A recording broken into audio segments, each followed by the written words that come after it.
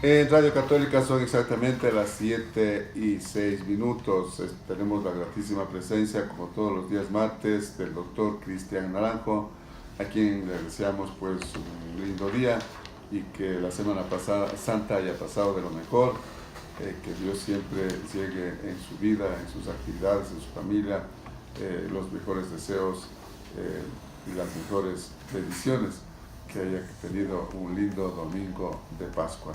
Buenos días, Cristian. Vamos a iniciar justamente esta entrevista. Hay muchísimos temas, pero vamos a iniciar con un tema muy importante, pues, y una sorpresa para Latinoamérica y el mundo: el suicidio de Alan García, luego de que tenía orden de prisión, pues, y estaba la policía ya para apresarlo. Buenos días, Cristian. Bienvenido a Panorama Informativo. Buenos días, Huguito. Gracias a usted, a Radio Católica, por la invitación. Siempre contento de estar acá y gracias por los buenos deseos. Ha sido un fin de semana con regocijo. Hemos tenido un tiempo especial con nuestra familia, que es importante, ¿no? Y, y lo otro, lo de Alan García, yo he venido pensando esto y escuchando muchos de los argumentos que se han dicho. Y aquí quizá voy a sonar un que yo he escuchado ya a nivel nacional e internacional, ¿no? Primero, uno de los argumentos que he escuchado es que se lo considera ahora a Alan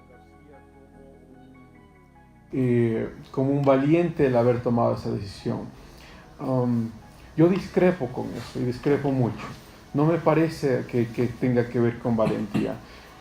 Me parece que la valentía es muy arbitraria, como valentía dependiendo de qué. O al otro lado, cobardía, ¿no? De no enfrentar qué es lo y enfrentar la justicia.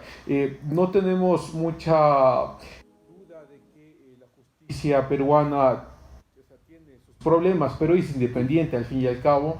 Es verdad también que hay ciertos indicios de inducción política en la justicia, pero en términos generales la justicia peruana funciona y las pruebas que se habían presentado ya para el caso de Alan García son pruebas que parecían bastante fuertes. Entonces a mí me confronta por lo menos con esta disyuntiva de pensar de que Alan García fue un presidente o un expresidente valiente al haber tomado esa decisión.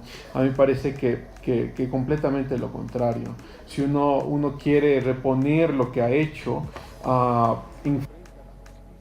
y además que enfrenta el juicio, porque la idea del juicio representa necesariamente la idea de reprensión. No hay juicio sin reprensión. Y entonces aquí nos lleva a esta otra disyuntiva, ¿no? Vamos a suponer por un segundo de que no hay nada más que este materialismo, digamos, dialéctico. Si no hay nada más, entonces no para Alan García. Y esa justicia quiere decir que todos necesitaríamos recibir lo que merecemos en la tierra, ¿no? Entonces no hubo justicia para Alan García porque se fue sin haber enfrentado los juicios que debió haber enfrentado. Y si ponemos al otro lado, para nosotros que creemos o somos creyentes, si es que sí hubo, si es que sí hay, ¿no es cierto?, un espacio trascendental después de nuestra vida, ese juicio llegará después. Pero llegará al fin y al cabo, porque esa es la idea del juicio. La idea del juicio es que hay reprensión, si no, no hubiese juicio. Entonces, en ese sentido, la idea de que Alan García se haya ido sin haber enfrentado el juicio significa que no hubo la posibilidad de que él haya tenido la reprensión o la absolución, para ponerlo de esa forma, ¿no? Entonces no hubo justicia. Entonces la idea de que la valentía entonces se mezclaría con la injusticia tiene mucha forma de incoherencia, ¿no? Porque normalmente digo, pero la idea de alabar la valentía es porque alguien ha salido valientemente a defender la justicia, no la injusticia. Entonces esta idea de valentía alrededor del suicidio de Alan García me parece que por lo menos desde mi punto de vista no corresponde a un razonamiento coherente. El otro argumento que yo he escuchado por ahí es que El argumento que plantea, la resolución que hace el expresidente Correa defendiendo a Alan García, dice que no es un suicidio, sino un asesinato, porque realmente le han juzgado a un extraordinario presidente y un inocente, ¿no? Que a mí me parece realmente no sé si hasta cierto punto una estupidez eso que acabo de decir, ¿no? No, claro, o sea, no, de los cabellos, ¿no? A veces no, por lo menos todavía me sorprende lo que menciona con el cinismo que lo menciona, ¿no? Eso para mí es sorprendente porque alguien por lo menos que sepa, vamos a ponerlo así, de las cosas que hizo y que hay cierto remordimiento, ese remordimiento sí se puede visualizar en los gestos o en la forma que lo dice, pero no en el caso del expresidente, hay un cinismo total, impresionante, ¿no? Sí. Y entonces la idea de que es un homicidio es una traída de los cabellos, ¿no? O sea, porque pareciera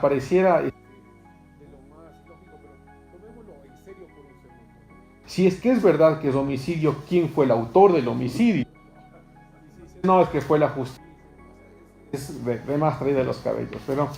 Pero a mí también, además que me representa una forma de salvedad para los casos de los expresidentes. Todos los expresidentes que han sido acusados con Odebrecht han sido juzgados o están siendo perseguidos por la justicia. No, desde Lula da Silva hasta nuestro me parece que es casi como un espíritu de cuerpo tratando de defenderse, ¿no? Mutuamente. Pero mire, lo otro que yo había escuchado en estos días es que el suicidio de Alan García sirve como para llenar a ese vacío de insatisfacción, o ponerlo así, como un baño de refrescante de encontrar la verdad, pongámoslo en términos de Semana Santa, de resurrección, ¿no es cierto?, de la honra del expresidente. A mí me parece que por lo menos ese argumento también tiene muchas, por lo menos como yo lo veo, muchas falacias, porque la primera falacia que yo veo es que haya cierto tipo de resurrección de la honra, ¿no? Si uno quisiera realmente, por ahí había escuchado, es como estos casos de los samuráis, de estos casos de corrupción que se han encontrado en Corea del Sur o en Japón. Entonces los ministros con sus sables deciden suicidarse, ¿no? por los casos de corrupción. Si eso fuera verdad y es por cuestión de honra, esto lo hubiese hecho antes y no el día en que lo van a coger preso. El argumento para mí se cae inmediatamente, no tiene que ver con la honra, sino que tiene que ver con que no quería enfrentar la justicia. Entonces, por eso yo empecé diciendo, voy a sonar un poco disidente a lo que he escuchado toda esta semana, porque a mí no me parece que el suicidio deba ser plausible. El suicidio no puede ser una forma de escape de la justicia, porque si fuera así, vamos a ponerlo, estos argumentos que yo he mencionado, si es que fueran reales, pudiesen también extrapolarse a cualquier otra situación, ¿no? Vamos a ponerlo un pedófilo, entonces un pedófilo lo encuentran, se suicida y vamos a honrar la vida del pedófilo, ¿no? Es que es ilógico, ¿no es cierto? Entonces, o por el contrario, vamos a encontrar, por ejemplo, a este venezolano que había matado a una mujer, ¿se acuerdan, sí, no? Sí. A cuchilladas. Entonces, si él se asesina también, pues vamos a honrar la vida del suicidado. Entonces, me parece a mí que la idea de suicidio, para mí por lo menos, corresponde a una idea muy alocada voy a ponerlo en términos un poco más generales, de este movimiento que vivimos a nivel, sobre todo de Occidente, de este posmodernismo, de esta posverdad, ¿no? Es decir, que no hay verdades absolutas, todas son verdades relativas, cada uno tiene su propia verdad. Entonces, este posmodernismo nos lleva a si alguien está escapando de la justicia, lo menos que se espera es que enfrente esa justicia para que haya justicia. O sea, lo otro, el suicidio sería no enfrentar la justicia, escaparse de la justicia y por ende no habría reprensión y por ende no habría verdad. Entonces ahí sí tiene mucho que ver con este movimiento posmoderno o que se llama de la posverdad. No hay verdad. El suicidio representaría plausible para cualquiera, ¿no? Entonces me parece a mí que nos lleva a, por lo menos, porque si aceptamos vías alternas a cualquier otra vía alterna, también debería ser plausible.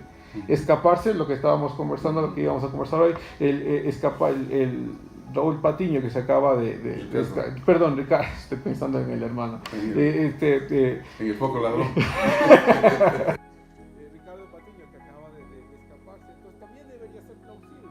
Está enfrentando la justicia.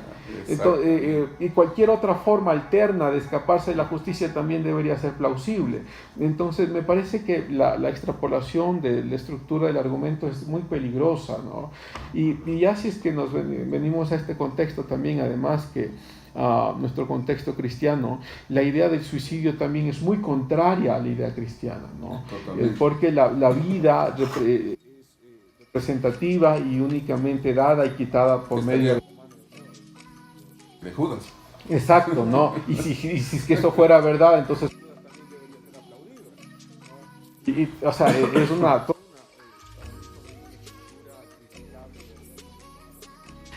lo otro que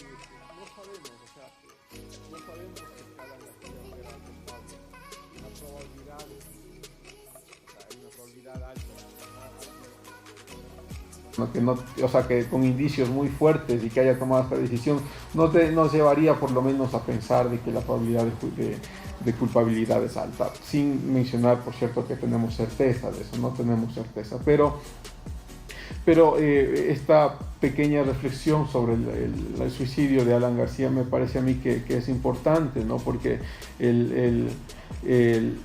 aunque no se lo ha tocado directamente, pero la extrapolación de la argumentación es peligrosa, ¿no? Es decir, cualquier persona que haya tomado una vía alterna al juicio debería ser aplaudido, y eso es tomado de los cabellos, ¿no? Traído de los cabellos. Y yo creo que realmente la reflexión que acaba de hacer Cristian es muy importante, que la ciudadanía pues recete con mucha profundidad, con mucha responsabilidad y con mucha seriedad, porque realmente eso significaría pues trastocar, dislocar todo el buen sentido de lo que significa la responsabilidad frente a la justicia, la responsabilidad frente a las acciones que hacemos los seres humanos.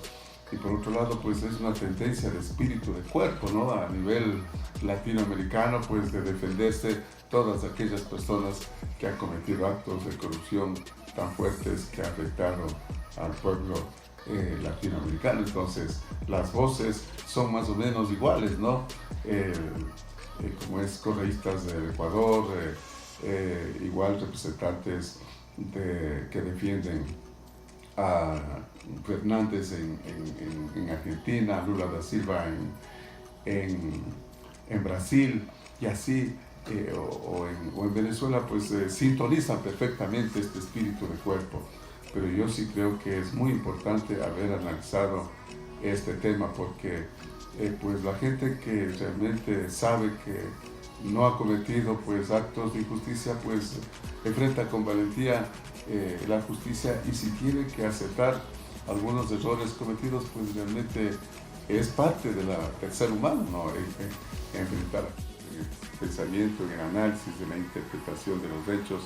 Yo creo que es importante mantener lo que significa la rectitud de procedimientos, el saber establecer las diferencias entre un acto y otro acto, y no pues relativizar y decirle que todo es posible, todo está bien, ¿no? Todo está bien, como muchas veces se habla, y esta tendencia a nivel de los niños y los jóvenes, de que todo lo que se hace pues no tiene ningún acto de responsabilidad, ni peor un cargo de conciencia, ni peor el remordimiento, ¿no?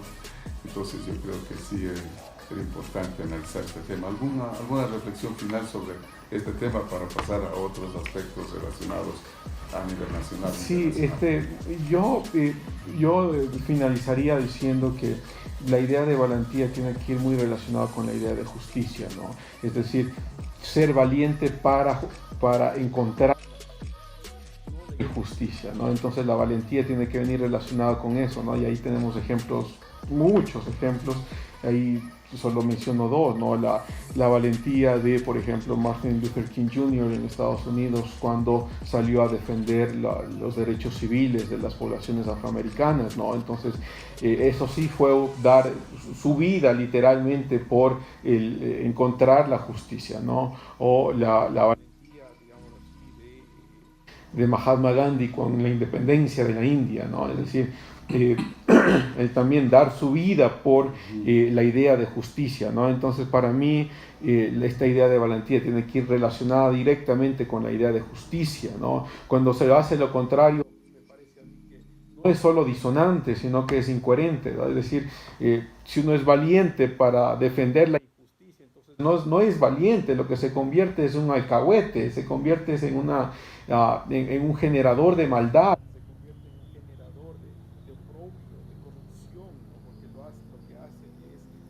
Tratar de solapar la maldad. Solo eso, pensar que la valentía tiene que ir relacionada directamente con la idea de justicia, ¿no? Y el mayor ejemplo de valentía fue Jesús, ¿no? Jesús podría haber evitado que le apresen, podía buscar otras alternativas. En el momento del juicio, cuando le preguntaron, él no negó ser hijo de Dios y no negó todas las acusaciones que le hacían los escribas, los fariseos, ¿no es cierto? Entonces él sabía a dónde iba y él soportó y enfrentó con valentía. Ahí, Huguito, solo un comentario nomás, porque a mí me fascina esa conversación entre Pilato y Jesús, ¿no? Porque claro, sobre todo relatado esto en el Evangelio de Juan, Juan menciona que cuando están ya conversando Pilato con Jesús, Pilato le pregunta, bueno, ¿eres tú el Hijo de Dios? Se queda callado la primera vez, la segunda vez le responde, bien has dicho, porque si mi reino fuera de aquí, mis ángeles estuviesen peleando por mí. Lo que quiere decir, hay algo que es fundamental ahí, por lo menos en esa discusión, ¿no? Que el cristianismo no es imposición, sino es una relación personal. Por eso cuando a veces yo escucho, por ejemplo, argumentos en contra del cristianismo diciendo, pero miren lo que se hizo en nombre de la iglesia y bla, bla, mi respuesta es que eso no era cristianismo, porque el cristianismo no viene con la imposición, es una relación personal que hace, que toma el ser humano para esta decisión para relacionarse con Dios, ¿no? Entonces, esta idea de imposición no es parte del cristianismo. Y la otra, que me parece que es importantísimo, todo lo que justo menciona Huguito, todo lo que decía era verdad y lo había afirmado, no tuvo ninguna salida de justificación para decir no es verdad, sino que todo lo afirmaba. Y lo último, ¿no es cierto? Que si mi reino fuera de acá, mis ángeles estuviesen peleando por mí. Lo que quiere también decir es que este reino de acá en el que estamos viviendo es un reino además que está siendo gobernado por la maldad. Lo que es que no, la idea de juicio final solo es posible después de nuestra vida, porque si no, no tuviese sentido la idea de juicio, ¿no? Yo, por ejemplo, a veces pienso que en estas nuevas documentaciones que tenemos de la vida de Hitler, que posiblemente, eso es una posibilidad pequeña, pero es posible de que haya escapado y haya vivido en la Patagonia, ¿no? Por lo que se dice de Alan García, de que realmente es falso, que se suicidó y que está en Francia. Sí. Claro, esos son los...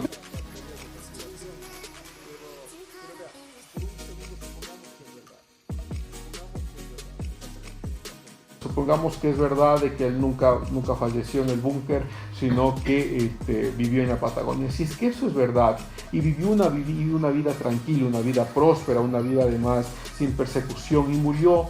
Si no tuviésemos la idea de juicio final, la idea de juicio en nuestra vida sería banal y sería... Entonces, pongamos en nuestra mente cualquiera de las dictaduras o de las grandes masacres que hemos tenido, por ejemplo, el caso de Pinochet, ¿no? Que además que su juicio nunca terminó porque falleció antes de ser sentenciado. Entonces, la idea de juicio, si es que hubiese terminado ahí, nunca tuvo juicio porque nunca tuvo reprensión y nunca hubo la verdad, pero el establecimiento de la verdad solo tiene sentido si es que pensamos en que hay una vida después de la muerte, porque solo ahí vendrá el juicio perfecto y vendrá la verdad perfecta. Entonces, por lo menos desde este punto de vista, la idea de verdad y la idea de juicio solo pueden ser entendibles si es que hay una vida después de la muerte, si no, no tiene sentido, ¿no? Entonces, esta idea de la valentía y de la verdad de Jesús, aquí hay muchísimo más que cortar, pero solo para mencionarlo, la idea de verdad en el capítulo 1 de Juan es la idea de logos, Claro, ¿no? claro. Y el logos, ¿no es cierto? Porque cuando dice y la verdad se hizo carne, está en Juan 1:14, ¿no? Entonces quiere decir que el logos se hizo carne porque la verdad, tal como está escrito en griego, es logos.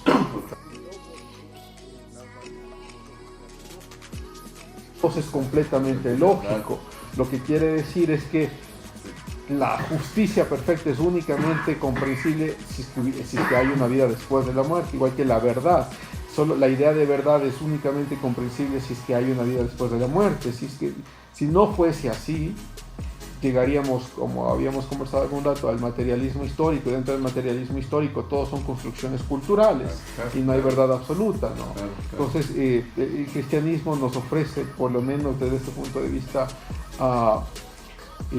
estructuras de argumentación lógicas, ¿no? Pensar en Dios es lógico, pensar en la verdad es lógico, pensar en la justicia es lógico únicamente si es que existe Dios. Y no. Así es, y lo que usted acaba de decir es muy importante, ¿no? El cristianismo es la respuesta personal, la respuesta del ser humano hacia Dios a través de Jesucristo, porque todos los actos que se han dado a través de la historia de forma impositiva realmente han sido un retroceso a la misión de Jesús. El caso de Constantino, ¿no? Que prácticamente impuso que todos sus súbditos sean católicos, lo abracen el cristianismo, ¿no? Entonces yo creo que eso es muy importante. Bueno, pasando ya a otro tema, porque hay muchísimos temas que analizar, el tema de Julian Assange. Hay asimismo versiones que realmente se ha cometido una injusticia, que la decisión de Moreno no ha sido la adecuada, y que realmente hay algunos que son defensores de Julian Assange que prácticamente es el líder de los derechos humanos. ¿Qué opina usted? Yo tengo empezar por dos puntos, ¿no? De todos los sistemas políticos que tenemos, el menos malo es la democracia, ¿no? Y si es que eso lo menos... que decía, pues, Aristóteles y Platón, ¿no? La democracia no es el camino más adecuado para vivir, sino, pues, hablaba inclusive más bien de la aristocracia, ¿no? Claro, ¿no? Sí. Pero entonces, si es que es el mejor sistema político que tenemos, con todas las fallas que tiene la democracia, tenemos que defender la democracia, ¿no? Y esta defensa de la democracia tiene que ver sobre estos puntos que son esenciales, ¿no? Por ejemplo, el Estado de Derecho, por ejemplo, la libertad de opinión, por ejemplo, la protección de la vida y demás. Entonces, cuando uno habla, por ejemplo, del Estado de Derecho, uno no aquí la Revolución Ciudadana sacó algo, también trae los cabellos, era Estado de Derecho, ¿no? Pero son dos cosas completamente diferentes, ¿no? El Estado de Derecho es que nadie está sobre la ley. Es decir, que ningún periodista, ningún presidente, ninguna persona está sobre la ley, y como está sobre la ley, entonces no se lo puede juzgar, porque pongamos solo en este punto específico, el Estado de Derecho, ¿no? Julian Assange comete crímenes en contra de la seguridad de varios estados, incluyendo la seguridad de nuestro país, ¿no? Porque la estabilidad de un gobierno significa la seguridad nacional del país. Entonces, si es que no hubiese sido Julian Assange, sino cualquier otra persona, esa persona hubiese sido juzgada y hubiese sido metida a la cárcel y no hubiese creado esta nube gigantesca de apoyo supuesto a la libertad de expresión, ¿no? Lo que quiere decir es que, por lo menos, o sea, la idea es que nadie puede estar sobre la ley. Esto solo en democracia, esto es importante decirlo, porque otra cosa es si estuviésemos en dictadura, y ya voy para allá, pero en democracia nadie puede estar sobre la ley. Lo que quiere decir es que ningún periodista ni ningún presidente debe estar sobre la ley, porque si ya abrimos la puerta, no, es que Julian Assange está sobre la ley porque ha revelado estos secretos de Estado, además que algunos de ellos tienen que ver con la seguridad del Estado. Entonces cualquier otra persona, un espía que haga lo mismo, también debería ser salvado porque ha revelado los secretos de Estado, ¿no? Entonces me parece a mí que ahí hay hay algo claro, hay una aberración, y hay algo que debemos, como decía al principio, hay que proteger. Si la democracia es el mejor sistema que tenemos, a pesar de todos los problemas de la democracia, hay que proteger la democracia, y esta protección de la democracia tiene que ver con el Estado de Derecho, ¿no? Que nadie está sobre la ley. Ahora, cuando hablan de libertad de expresión, a mí también me causa, sobre todo con la primera parte, me causa un poco de curiosidad ver qué es lo que la gente cree que es libertad, ¿no? La libertad, a ver si me tomo aquí unos minutos, para mí la libertad tiene que ver con límites. Si no hubiese límites no hay libertad, y a ver si es que lo puedo explicar.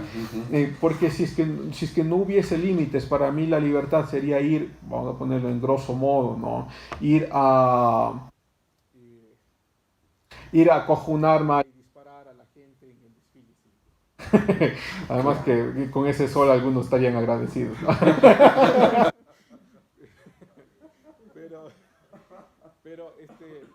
pero supongamos que esa es mi libertad, y alguien dice, no, es que estás matando la vida de la gente. ¿Cómo entonces defines libertad? La libertad debe tener límites, ¿no? Entonces, ¿dónde encontramos los límites? Ahí es quizá una discusión ontológica mucho más profunda, pero por lo menos pensar que la libertad, para que sea libertad, debe tener límites.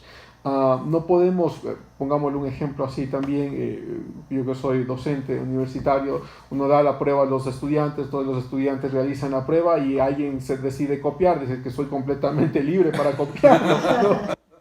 Lo que quiere decir es que está sobre todo tomando la vía alterna para sacar la mejor nota, y la vía alterna es injusto para el resto de los estudiantes. Es decir, que es injusto para el resto de los estudiantes, la idea de justicia desaparece. Entonces es importante pensar de que si creemos que la libertad no tiene límites, tampoco existe la idea de justicia, no existe la idea de verdad, no existe ninguna idea al fin y al cabo, ¿no? Ni siquiera la misma idea de libertad no existiría. Entonces, la idea de libertad tiene límites. Entonces, si la libertad de expresión también tiene límites y conocemos cuáles son esos límites, la idea de defender a Julian Assange es escalofriante, porque estamos defendiendo... que salimos de ¿quiénes los son los que límites? están defendiendo? Porque eso también sería importante analizar. Claro, justamente, ¿no? Eso ya de lo más irónico, ¿no? Porque la defensa de la libertad de expresión resulta que sale de los que atacaron y persiguieron a los periodistas durante 10 años, ¿no? O sea, yo recuerdo, si ustedes recuerdan, me parece que por ahí, 2010, 2011, si no estoy mal, le sacan arrastras a Manuela Pic, esta periodista brasileña-francesa, y le sacan arrastras, y luego en una de las marchas de Quito, y luego le expulsan de Ecuador y demás, ¿no? Entonces, ahí sí ya no era libertad de expresión, porque ahí sí era justificable arrastrarle y además quitarle sus derechos de residencia que tenía, ¿no? Pero cuando se habla de Julian Assange, ahí sí es todo un proceso irónico, casi sarcástico de lo que vivimos. ¿no? Es un circo realmente. Sí. Entonces, pero yo me refería a esto, es importante, ¿no? Que esta defensa de estos principios es dentro de la democracia, porque si no estuviéramos dentro de la democracia, ahí sí yo estuviese muy a favor de liberarnos de las ataduras de la legalidad, porque sería una dictadura, ¿no? Si por ejemplo, si es que estuviese la dictadura y la dictadura impone la legalidad, ahí sí yo estuviese a favor de irnos en contra de la dictadura, porque la idea detrás de la dictadura no son los derechos, la idea detrás de la dictadura no es la libertad, o no es el Estado de Derecho, no, o la división de poderes, sino la idea de la dictadura es el absolutismo, el poder total, el control total de la gente, de la vida de las personas. Entonces ahí sí se requiere una revelación en contra de ese tipo de legalidad, ¿no? Porque aquí hay un tema que a mí me parece que es importante. Muchas veces creemos, y digo en términos generales, que la legalidad es comparable con la moralidad, y no es verdad. La legalidad a veces es moral y a veces no es moral, ¿no? Y cuando la legalidad es moral hay que apoyarla y hay que defenderla, pero cuando la legalidad no es moral, por ejemplo, la persecución a los judíos durante el régimen nazi no fue un asunto de arbitrariedad, ¿no? De una sola persona, sino que se impuso legalmente primero con la división que se tenían de los negocios que eran judíos y no judíos, de las escuelas que eran judías y no judías, esa discriminación ya que también era legal, por cierto, ya no es moral. Entonces, esta veces idea indirecta que tenemos de que la legalidad es igual a la moralidad no es verdad, pero cuando sí es verdad, es decir, cuando sí tenemos, por ejemplo, leyes en contra del aborto, son morales, entonces si es que son morales hay que apoyarlas, hay que defenderlas, ¿no? Si es que son inmorales, entonces hay que criticarlas y hay que levantarse en contra de ellas, ¿no? Por eso yo decía, por lo menos en la democracia, esta idea de Estado de Derecho hay que defenderla, pero si tenemos una dictadura, la idea de legalidad ya no tiene sentido, sino que hay que ir en contra de ella, ¿no? Así es. Y a propósito de leyes, de ordenanzas, pues hace algunos días, pues a la final, luego de que hicimos un análisis muy sesudo, muy profundo sobre algunos artículos de la ordenanza relacionada con la defensa contra la violencia de la mujer, pues a la final el Consejo en pleno y por unanimidad aprobó tal como estaba, ¿no? Es decir, el artículo 3 y otros artículos, pues no se toparon. Que abre la puerta a los roles de a los roles de género. Entonces, yo creo que lo que usted dice es muy importante, pues si bien es legal porque está aprobado por el Consejo esta ordenanza, pero realmente hay que luchar para que se hagan las reformas correspondientes. Yo el día domingo, pues que estuve en la sesión solemne porque se hacía un homenaje a Mario Cerda Jacome, un homenaje póstumo, pues me acerqué a saludar a algunas personas y estaba pues una persona que tiene una relación de mucho respeto y amistad conmigo y le había manifestado realmente por favor